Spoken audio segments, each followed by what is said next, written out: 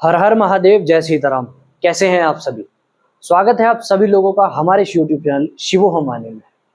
आप सभी ने और हमारे सनातन धर्म के प्रत्येक व्यक्ति ने माता गंगा का नाम, माता गंगा की पवित्रता, माता गंगा का महात्म्य सभी ने सुना है। माता गंगा के संबंध में सभी प्रसंग आप सभी लोग जानते हैं। लेकिन आज इस वीडियो के माध्यम से हम ये जानेंगे कि माता गंगा की उत्पत्ति कैसे हुई है और किस कारण से माता गंगा को धरती पर आना पड़ा है। प्रारंभ करते हैं आज का वीडियो। एक समय की बात है, देव माता अदिति ने भगवान नारायण की प्रसन्नता के लिए उनके लिए तपस्या की और अपने पुत्र यानी देवताओं के प्राणों की रक्षा, जो कि उस समय दैत्यों से बहुत ज़्यादा संकट में थे, उनकी रक्षा के लिए भगवान नारायण से प्रार्थना की कि आप मेरे गर्भ से मेरे पुत्र रूप में जन्म लें।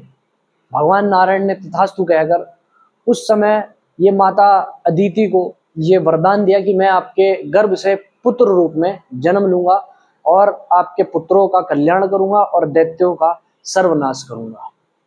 देवताओं की माता है माता अदिति। तो जब ये प्रसंग हुआ, उसके पश्चात जब भगवान नारायण ने वामन अवतार लिया है, माता अदिति के गर्भ से जब उन्होंने पुत्र रूप में जन्म लिया है, तब एक समय की बात है, राजा बलि, जो कि उस समय दैत्यों के गुरु शुक्राचार्य जी महाराज के साथ में थे, उनके शिष्य रूप में थे, जब वो अपना यज्ञ कर रहे थे, तब वहां जाकर भगवान नारायण अपनी माया के माध्यम से उन्होंने वामन अवतार धरा है।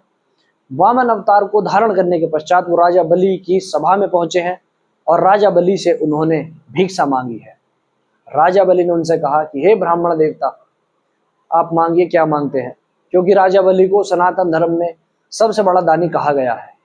राजा बलि के यूं कहने पर वामन अवतार धारण करने वाले भगवान नारायण ने उनसे कहा कि मुझे केवल और केवल 3 पग धरती आपके राज्य से चाहिए। राजा बलि ने कहा कि हे ब्राह्मण देवता, ये ऐसा कहकर आप मेरा अपमान कर रहे हैं, मेरे पास सब कुछ है, आप मुझसे कुछ और मांगिए। तब भगवान वामन देव ने उनसे कहा कि नहीं, मेरे लिए 3 पग भूमि ही पर्याप्त है, आप मुझे बस उसी का दान दीजिए। तब ऐसा कहने के पश्चात राजा बलि संकल्प करते हैं कि ठीक है ब्राह्मण देवता, हम आपको 3 पग भूमि जो है दान करते हैं, ऐसा संकल्प लेते हैं।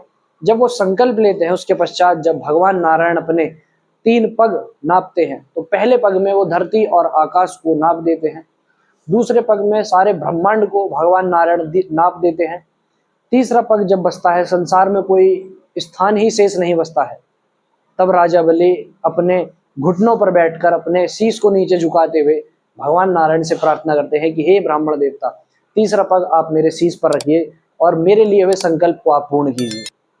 तब भगवान नारायण उनके शीश पर अपने श्री चरणों को रखते हैं और इस प्रकार से 3 पग जो है उनके संपूर्ण हो जाते हैं। तो जब ये प्रसंग हो रहा था, तो वामन रूपधारी भगवान नारायण का जो पैर है, जब ब्रह्मांड से टकराया, तो उनके पैर के अंगूठे से एक जल की धारा प्रवाहित हुई। वो जल की धारा प्रवाहित जो हुई है, वही माता गंगा है, जो भगवान नारायण के श्री चरणों से उत्पन्न हुई है।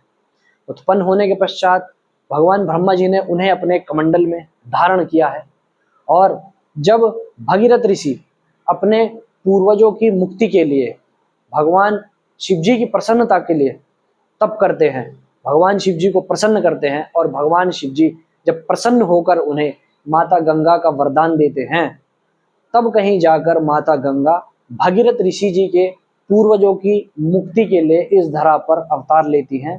भगवान शिव जी की जटा में ही पहले वो समाहित हैं, उसके पश्चात जब भगीरथ ऋषि तप करते हैं, उस तपस्या के पश्चात भगवान शिव प्रसन्न होकर माता गंगा को धरती पर जो है आवाहित कर देते हैं।